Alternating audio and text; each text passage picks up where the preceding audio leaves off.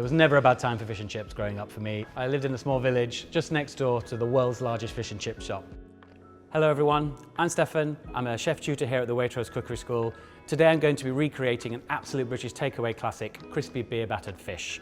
This is a British dish beyond repute, and it's so much easier to do at home than you would imagine. So I'm one of the newer chefs here at the Waitrose Cookery School. I actually retrained as a chef in my 30s, and I've been teaching in cookery schools ever since. So the first stage of this recipe is just activating our yeast with the beer. I need 250 mils, about half a bottle. The beer we're using today is a Duchy Original Golden Ale. This is going to give our batter a lovely golden colour and give it some real lightness. And to that, I'm going to be adding dried yeast, sprinkled on top. Give it a little stir. So this is all mixed together nicely. It now just needs to sit for 10 minutes to let the yeast soak in and activate. If you want to make this recipe but don't want to use the beer or the alcohol, you can substitute that for a club soda or a sparkling water just to recreate that kind of fizz and bubble that gives your batter that lightness. So while this is soaking, I'm just going to move this to one side while I mix together all my dry ingredients. So in a bowl, I have my self-raising flour. The little bit of baking powder in there is just going to give extra lightness to the batter. I'm going to add some sugar. I have some salt, about half a teaspoon, a large pinch of white pepper, which I'm using mainly to maintain the color of the batter. I don't want any specks of the black pepper in there. And finally, I'm going to add 1 tablespoon of cornflour. This is just going to help thicken my batter and allow it to stick to my fish better.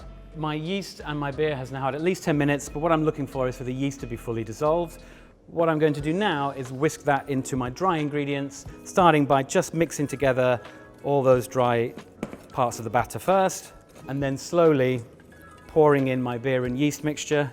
Doing this slowly is just going to help keep your batter nice and smooth, rather than adding it all in one go, which can lead to lumps. But don't worry too much.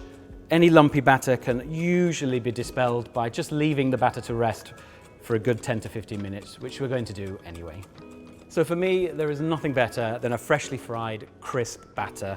That goes for all things, fish, chicken, vegetables, from all cuisines. Once you've incorporated all the liquid and the batter looks nice and smooth, just put this to one side, again to rest for another 15 minutes.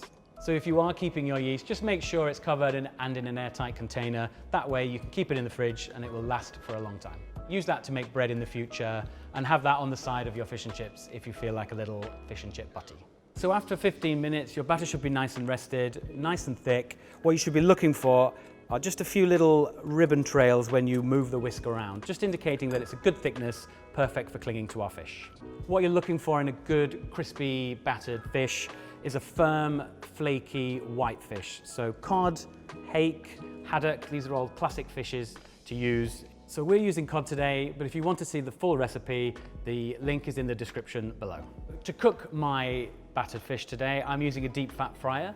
At home, you could use a deep pan, as long as you fill it with the oil no more than halfway. You want to get your oil up to a good 170 degrees temperature.